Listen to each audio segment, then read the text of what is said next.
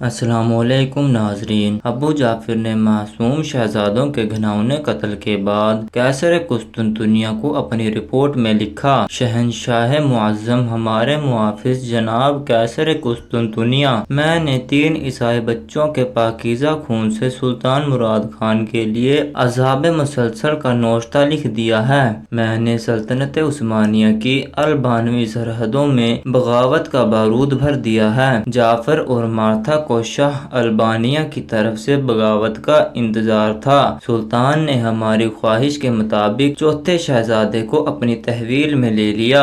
اب میں چوتھے شہزادے جارج کسٹیاٹ کی دین مسیح کے مطابق ذہنی تربیت کر رہا ہوں۔ ایک طاقتور دشمن میں سلطان کے گھر میں ہی تیار کر لوں گا۔ اب ابو جعفر نے مارتھا کو یہ ذمہ داری سونپی کہ وہ شہزادہ جارج کو سلطان کے خلاف پوری طرح بھڑکائے۔ تہرے قتل کے جیسے سنگین جرم سر انجام دینے کے بعد مارتھا سر سے پاؤں تک ابو جعفر کی گرفت میں آ چکی تھی۔ اس کے پاس کوئی اور چارہ نہ تھا سوائے ابو جعفر کی بات ماننے کے۔ ابو جعفر جو حکم دیتا مارتھا وہی کرتی۔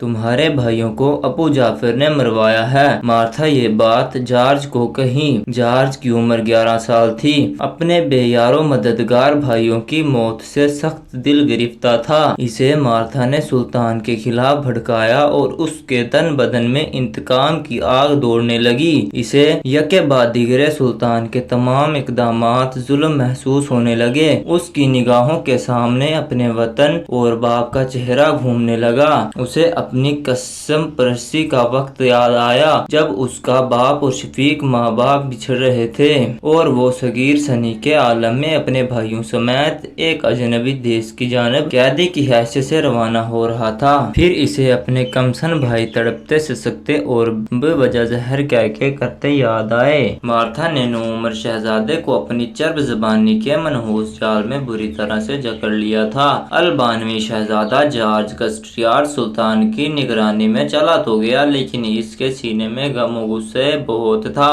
مارتھا نے اسے بھڑکایا، لیکن ساتھ کے ساتھ اسے فوری اشتعال سے باز رہنے پر آمادہ بھی کیا۔ مارتھا اسے کہتی، جارج جلد بازی میں کوئی ایسا کام نہ کر بیٹھنا جس سے تمہارا راز کھل جائے اور تم اپنا انتقام لینے سے محروم رہ جاؤ۔ اب جارج براہ راست شاہی مکتب میں تعلیم و تربیت حاصل کر رہا تھا۔ یہاں اس کی ملاقات شہزادہ محمد سے ہوئی، جو عمر میں جارج سے کافی چھوٹا تھا۔ جارج نے دل میں فیصلہ کیا کہ وہ بڑا ہو کر سلطان مراد خان ثانی کے فرزند شہزادہ محمد کو قتل کر کے اپنے انتقال کی پیاس بجھائے گا۔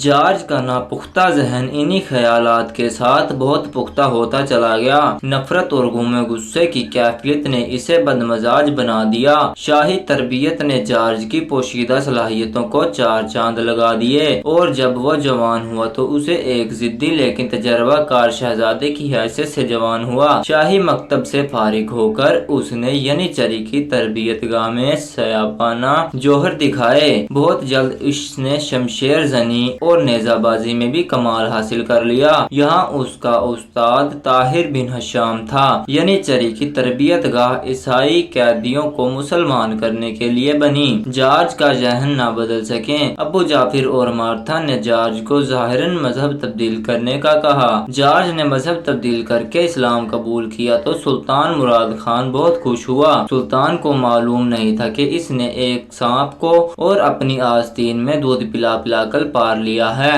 ایک ایسا سانپ جس کے پس و پشت پر ابو جعفر جیسا زہریلا ناگ اور مارتھا جیسی بھیانک ناگن تھی۔ یہ 1443 عیسوی کا آغاز تھا، بہار کا موسم تھا اور تخت نشینی کا سالانہ تہوار جاری تھا۔ آج اسکندر بیگ کو پہلی مرتبہ دندان شکن شکست ہوئی تھی، جس کی وجہ سے مارتھا کی بیٹی مارسی بہت خوش تھی، لیکن مارتھا اور ابو جعفر سکندر کی شکست کی وجہ سے خاصے پریشان تھے۔ خود سلطان کو بھی سکندر کے ہار جانے کا افسوس ہوا تھا، لیکن سلطان نے اس مقابلے کو تحویر کا کھیل سمجھ کر نظر انداز کر دیا تھا۔ سلطان نے کھیل تماشے ختم ہونے کے بعد رات کے وقت سکندر بیگ کو محل میں طلب کیا اور اس کے بائیں بازو پر لگے گھاؤ کی وجہ پوچھی۔ سکندر ابھی تک اپنی شکست کے اثر سے نکل نہیں پایا تھا۔ سلطان نے سکندر کو غمزدہ دیکھا تو کہا، سکندر بیگ، ہم تمہاری تمہاری بہادری اور طاقت کے قائل ہیں۔ تمہیں معلول اور پریشان ہونے کی بالکل ضرورت نہیں۔ ہم نے فیصلہ کیا ہے کہ تمہیں مغربی سرحدات کی جاگیر کا والی مقرر کر دیا جائے۔ اب وقت آ گیا ہے کہ تمہاری حکمرانی کی ذمہ داری سونپی جائے۔ ہم تمہاری تعلیم و تربیت سے مطمئن ہیں اور تمہیں اپنا فرزند سمجھتے ہیں۔ تمہاری شکست کے دکھ کو دور کرنے کا یہی طریقہ ہمیں سوجا ہے۔ سلطان کا فیصلہ سن کر سکندر بیگ کی تمام ہنسی بیدار ہو گئیں۔ اسے یکلخت اپنی شکست کا دکھ بھول گیا اور اسے اچانک اپنی منزل انتقام نزدیک دکھائی دینے لگی۔ سکندر نے کمر تک جھک کر سلطانی فیصلے کو قبول کیا اور مسکرانے کی کوششیں کرتا ہوئے کہا، سلطان معظم، ایک یرغمال شہزادے کو آپ نے اپنا بیٹا بنا کر اور پھر اعلیٰ تربیت دے کر جو عزت بخشی ہے اس کا بدلہ میں کبھی نہیں چکا سکتا۔ آپ کے احسانات کے عوض میں صرف وعدہ کر سکتا ہوں کہ سلطان معظم کی ہر خدمت دل و جان سے بجا لاؤں گا۔ سلطان سکندر کی بات سن کر پدرانہ انداز میں مسکرایا اور کہا، ہمیں تم پر بھروسہ ہے، لیکن سکندر کل ہی مغربی سرحدات کی جانب روانہ ہونے کی تیاری کرو۔ سرحدات کی جاگیر کے موقع والی کے پاس ہمارا شاہی حکم نامہ اپنے ہمراہ لیتے جانا۔ آج سے تم ہماری سلطنت کے ایک بڑے جاگیردار ہو اور ہمیں پوری امید ہے کہ تم اس فرض کو بخوبی نبھاؤ گے۔ اور پھر تہوار سے تیسرے روز سکندر اپنے محافظ دستے سمیت مغربی سرحدات کی جانب روانہ ہو رہا تھا۔ جانے سے پہلے سکندر اپنے محافظ دستے سمیت مغربی سرحدات کی جانب روانہ ہو رہا تھا۔ جانے سے پہلے سکندر نے مارتھا کو پوری طرح مجبور کیا کہ وہ مارسی کو اس کے ساتھ بیاہ کر روانہ کر دے۔ مارتھا بھی یہی چاہتی تھی، لیکن مارسی نے صاف انکار کر دیا۔ سکندر نے مزید زور دیا تو مارسی نے ایک اور عجیب چال چلی اور علل اعلان کہہ دیا کہ وہ ایک مسلمان کے ساتھ شادی نہیں کر سکتی۔ اس نے یہ بھی کہا کہ اگر سکندر علل اعلان پھر سے عیسائی ہو جائے تو وہ شادی کرنے کے لیے تیار ہے۔ مارسی کا اب فیصلہ سن کر سکندر، ابو جعفر اور مارتھا سٹپٹا گئے۔ اب مارتھا کے پاس اس کے سوا کوئی چارہ نہ تھا کہ مارسی کو اصل حقیقت سے آگاہ کر دیتی۔ مارسی بھی آخر زمانہ شناس مارتھا کی بیٹی تھی۔ اس نے تڑپ کی چال چلی اور اپنی ماں سے اصل حقیقت اگلوا لی۔ مارتھا مارسی کو الگ کمرے میں لے گئی اور سچ سچ بتا دیا کہ سکندر بیگ در حقیقت مسلمان نہیں ہے، بلکہ اس نے اپنا اور اپنے بھائیوں کا انتقام لینے کے لیے اسلام قبول کرنے کا ڈرامہ کیا ہے۔ مارتھا کی بات سن کر مارسی کی آنکھیں پھٹی کی پھٹی رہ گئیں۔ اس نے دل کی دھڑکن تیز ہو گئی اور اسے یکلخت یہ احساس ہوا کہ وہ ایک بہت بڑے راز سے واقف ہو گئی ہے۔ اس نے سنسنی زدہ لہجے میں ماں کو مزید کریدنے کی کوشش کرتے ہوئے پوچھا، ماں، آج مجھے سچ سچ یہ بتا دو کہ یہ شخص ابو جعفر فی الحقیقت کون ہے، کیونکہ یہ شخص اوپر سے جو کچھ نظر آتا ہے حقیقت میں وہ نہیں ہے۔ مارسی کی بات سن کر مارتھا لرز گئی تو وہ سکندر کا راز بھی فاش نہ کرنا چاہتی تھی اور مجبوراً اسے ایسا کرنا پڑا تھا، لیکن ابو جعفر جیسے خطرناک جاسوس کے چہرے سے وہ کیسے نقاب الٹ سکتی تھی۔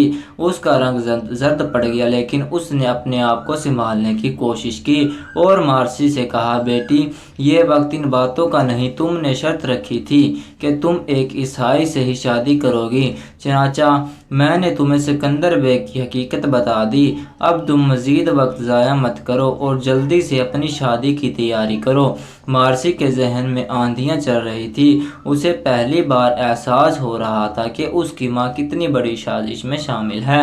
اس نے اپنی ماں کی آنکھوں میں آنکھیں ڈال دی اور دلیری سے کہا، ٹھیک ہے، جس دن تم مجھے یہ بتا دو گی کہ مکار شخص ابو جعفر فی الحقیقت کون ہے، میں اس دن سکندر سے شادی کے لیے تیار ہو جاؤں گی۔ مارسی کی بات سن کر مارتھا سکتے میں آ گئی۔ اب اس کے لیے اپنی بیٹی کو سنبھالنا مشکل ہو گیا تھا۔ وہ یہ بھی نہیں چاہتی تھی کہ اس کی بیٹی کا ضدی رویہ سکندر یا ابو جعفر کے سامنے آئے، کیونکہ وہ جانتی تھی کہ ابو جعفر کتنا خطرناک شخص ہے۔ اگر وہ مارتھا کی بیٹی سے ایک بار بدظن ہو گیا تو اسے قتل کروا دے گا۔ مارتھا کے لیے ہر طرح کا فیصلہ مشکل ہو چکا تھا۔ وہ سر جھکائے کچھ دیر تک سوچتی رہی اور پھر بالآخر چپکے سے باہر نکل آئی۔ باہر سکندر اور ابو جعفر اس کے منتظر تھے۔ مارتھا ڈھیلے قدموں سے چلتے ہوئے ان کے پاس آئی اور اپنے لب و لہجے کو سنبھالتے ہوئے کہا، सिकंदर बेटा, मार्सी शादी के लिए तैयार है, लेकिन इतनी जल्दी से शादी जैसे काम से घबरा रही है। तुम इत्मीनान से जाओ, मैं बहुत जल्द मार्सी को लेकर तुम्हारी जागीर में आ पहुंचूंगी, फिर हम लोग वहीं रहेंगे। अबू जाफिर मार्था के चेहरे पर बड़े अजीब अंदाज में नजरें टिकाए हुए था। उसने बड़े गौर से मार्था की बात सुनी और फिर किसी कदर तफहीमी और तंजियाना अंदाज में सर हिला दिया। मार्था अबू जाफिर के तेवर देखकर ही मन में कांप गई थी। यह खतरनाक शख्स यकीनन असल बात का अंदाज़ा लगा चुका है। बहरहाल मार्था की बात सुनकर सिकंदर ने खिलाफ तवक्का किसी किस्म का गुस्से का इजहार न किया, बल्कि मार्था से कहने लगा, ठीक है, मैं वहाँ के माहौल को देखने के बाद जल्द ही आप लोगों को अपने पास बुलवा लूँगा। सिकंदर की बात से किसी हद तक मार्था का खौफ दूर हुआ। इतने में अबू जाफिर भी बोल उठा, हाँ, इसमें परेशान होने वाली कौन सी बात है। मार्सी और सिकंदर एक ही घर के बच्चे हैं, हम लोग जब चाहेंगे इनकी शादी कर देंगे।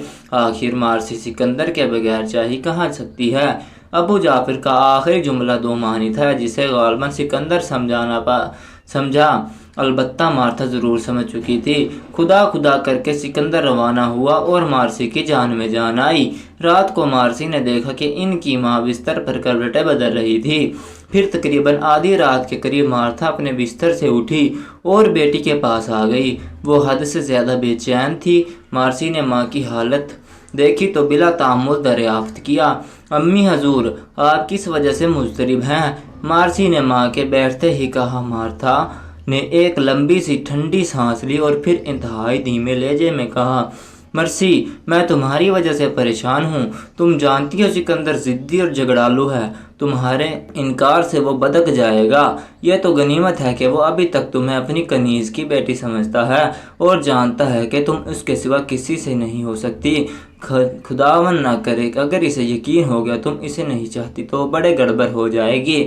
मार्सी उठकर बैठ गई। मार्था की बात सुनकर और माँ के कंधे से सिर टिका कर बोली, माँ तुम फिक्र ना करो, कोई गड़बड़ ना होगी। मार्था और मार्सी देर तक इस किस्म की बातें करती रही और सुबह से कुछ देर पहले इन दोनों माँ बेटों की आंख लग गई। अभी ये वीडियो जारी है, इसकी अगली हिस्सा आप अगली वीडियो में देखिएगा। तब तक मुझे दीजिएगा इजाज़त। अल्लाह हाफिज़।